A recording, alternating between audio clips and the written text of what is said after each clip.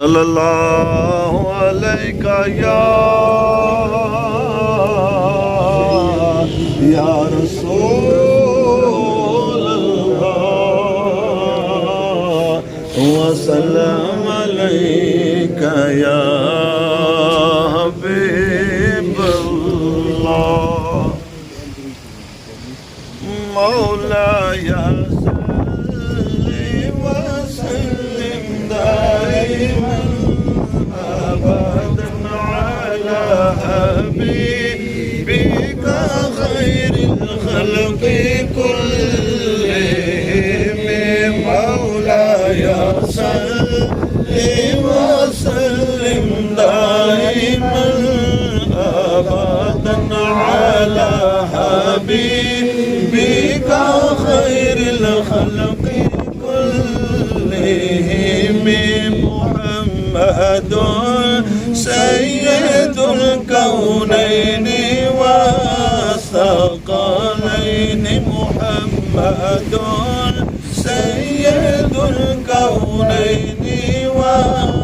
والثقلين والفريقين من عرب ومن نجم مولاي صل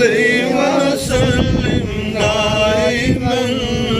ابدا على حبيبك خير الخلق كلهم.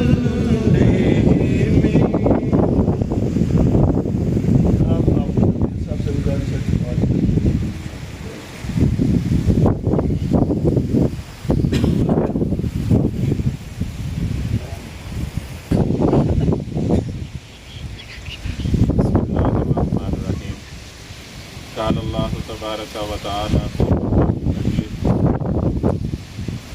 قل هل ننبئكم بالأخسرين أعمالا آمنت بالله صدق الله العظيم. وقال الله تبارك وتعالى في حبيبه مخبرا وآمرا إن الله وملائكته يصلون على النبي يا أيها الذين آمنوا صلوا عليه وسلموا تسليما. السلام عليك يا سيدي يا رسول الله وعلى آلك وصحبه يا سيدي يا حبيب الله. سامعین ذی وقار، آج ہم سب جناب سید مناظر حسین شاہ صاحب کی زوجہ محترمہ کے جنازے میں شرکت کر رہے ہیں. جو بھی لوگ دور و نزدیک سے آئے، اللہ کریم کی بارگاہ میں دعا ہے کہ اللہ تعالیٰ ہماری اس کاوش کو اپنی بارگاہ میں شرف قبولیت عطا فرمائے اور مرحومہ کی بخشش کا ذریعہ بنے. مرحومہ کو یہ اعزاز حاصل ہے کہ ان کا تعلق سادات کے عظیم خاندان سے تھا. ایک تو یہ بات ہو گئی، اور دوسری بات یہ کہ جب وہ اس دنیا سے رخصت ہو رہی ہیں تو رمضان المبارک کا عظیم الشان مہینہ ہم میں موجود ہے. یعنی یہ وہ وقت ہے کہ جس کے متعلق میرے آقا نے فرمایا اذا جاء شہر رمضان فتحت ابواب السماء وغلقت ابواب النار. میرے آقا نے فرمایا جب رمضان المبارک کا مہینہ آتا ہے تو جنت کے دروازے کھول دیے جاتے ہیں اور جہنم کے دروازوں کو بند کر دیا جاتا ہے. وسلسلت الشیاطین، اور شیطانوں کو زنجیروں میں جکڑ دیا جاتا ہے. ایسے وقت میں وہ رخصت ہو رہی ہیں اور ہم رب سے یہ امید کرتے ہیں کہ خالق کائنات ان کو جنت الفردوس میں مقام عطا فرمائے. قرآن مجید فرقان حمید کی آیت مبارکہ آپ کے سامنے تلاوت کی ہے، جس میں اللہ رب العزت فرماتا ہے قل هل ننبئکم بالاخسرین اعمالا، کہ اے مصطفیٰ لوگوں سے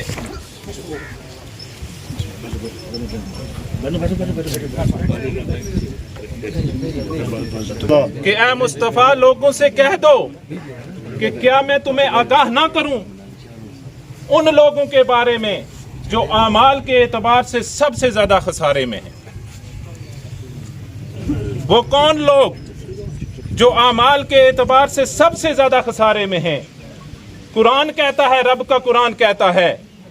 الذین ضل سعیہم فی الحیاۃ الدنیا وہم یحسبون انہم یحسنون صنعا۔ اے خالق کائنات، کون لوگ ہیں جو خسارے میں ہیں؟ تو رب کا قرآن کہتا ہے وہ لوگ خسارے میں ہیں کہ جن کی کوششیں صرف دنیا کی زندگی کے لیے ہیں، وہ کوششیں دنیا کی زندگی کے لیے کر رہے ہیں، وَهُمْ يَحْسَبُونَ أَنَّهُمْ يُحْسِنُونَ صُنْعًا، اور وہ گمان کر رہے ہیں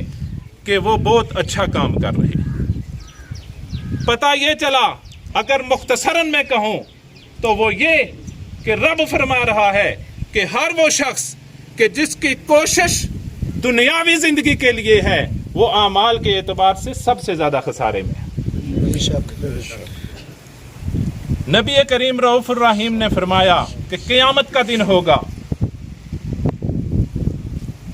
ایک شہید کو لایا جائے گا،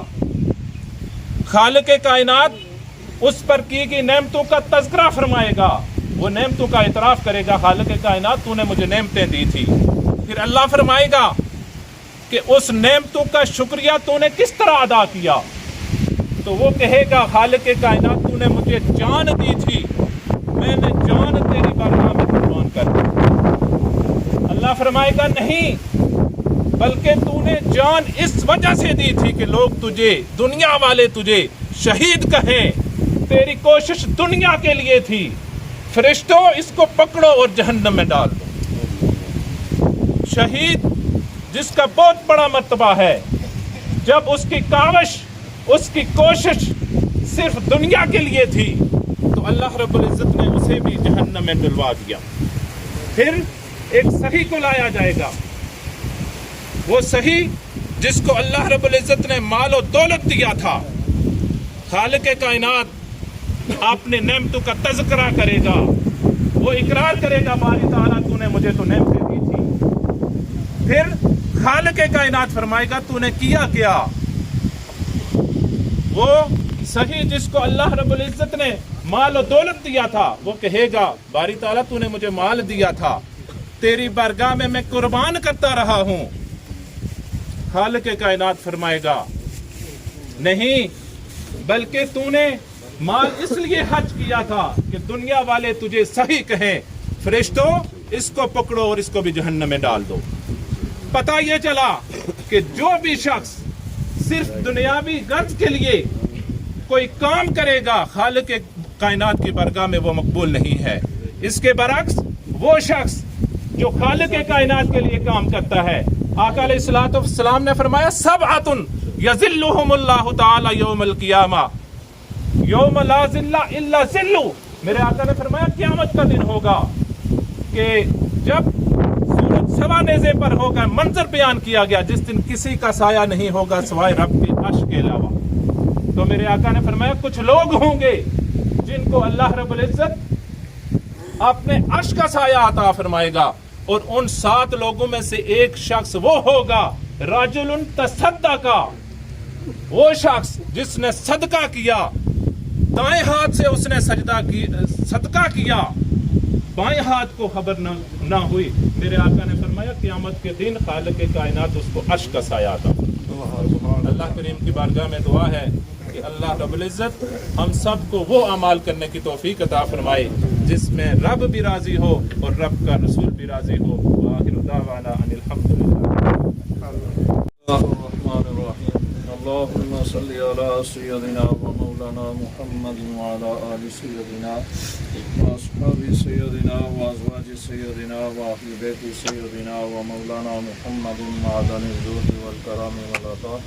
والله العلم والحلم والحكم وبارك وسلم عليك صلاة تنجينا بها من جميع الأحوال والآفات وتغفر عنا جميع الحاجات وتطهرنا بها من جميع السيئات وترفعنا بها من جميع الخيرات في الحياة وبعد الممات إنك على كل شيء قدير إنك على كل شيء قدير إنك على كل شيء قدير ربنا اغفر لي ولوالدي ولمن تولدا وارحمهما كما ربياني صغيرا اللهم اغفر لي ولأستاذنا ولمشايخنا ولوالدي ولجميع المؤمنين والمؤمنات والمسلمين والمسلمات الأحياء منهم الأموات إنك مجيب الدعوات ومنزل البركات ورافع الدرجات وقاضي الحاجات ربنا تقبل منا إنك أنت السميع العليم وتب علينا إنك أنت التواب الرحيم اور علاج و کلمات طیبات طاہرات اس بندہ ناچیز نے تلاوت کیے ہیں شرکاء نماز جنازہ نے جو کلام اللہ شریف میں مل کی ہے نماز جنازہ نے اگرچہ مل کے ادا کی ہے اس کو اپنی بارگاہ ناز میں شرف فضیلہ عطا فرما اس کا ثواب نبیوں کے امام تاجدار حکم نبوت ناب سیدنا محمد رسول اللہ صلی اللہ علیہ وسلم کی پاک دربار میں عطا بے شک بولو آپ کی عظمتوں کا صلہ کل انبیاء اولیاء جمیل مومنین مومنات مسلمین مسلمات کی ارواح کو اشارہ شواب کرتے ہوئے بالخصوص سید مناظر حسین شاہ صاحب کی زوجہ محترمہ کی روح کو اس علیہ ثواب ہے قبول و منظور فرما مرحومہ کے نیک اعمال کا انہیں دگنا چگنا اجر و ثواب عطا فرما لا تقاضۂ بشری جتنی لغزشیں خطائیں غلطیاں ان سے سزا دیں ان کی معافی عطا فرماتے ہوئے قبر کو طاقت ان کا کشادہ فرما عشر کے روزن آقا علیہ الصلوۃ والسلام کی شفاعت کبریٰ سے دریافت فرما حضرت سیدات النساء العالمین حضرت سیدہ فاطمہ الزہرا رضی اللہ تعالی عنہا کی چادر تطہیر کے نیچے سائے رحمت عطا فرما ان کے لواحقین کو صبر کرنے پہ عاج عظیم عطا فرما ہم سب کو اپنی موت کے لیے تیاری کرنے کی توفیق عطا فرما وافوض امری وامورنا الی اللہ ان اللہ بصیر بالعباد وصلی اللہ تعالی علی حبیبہ سیدنا ومولانا محمد وعلی آلہ واصحابہ اجمعین